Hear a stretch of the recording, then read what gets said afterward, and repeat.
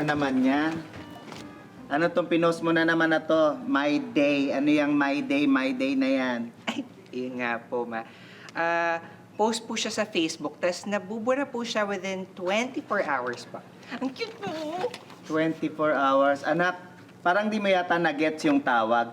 My day, hindi my minute. Eh maya-maya ka kung mag-post. Parang kada hakbang mo, pinopost mo. Kahit walang kakwenta-kwentang bagay, post ka pa rin. Eh sa dami nitong post mo, para kang naging PowerPoint presentation na. Tipirin mo naman yung pagma-my day mo para may magawa ka namang may pakinabang. Puro ka my day dyan. Bagsakan kita ng eroplano eh.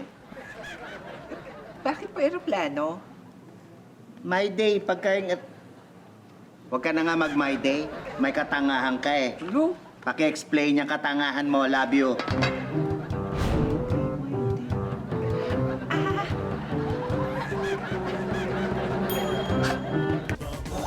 Grabe!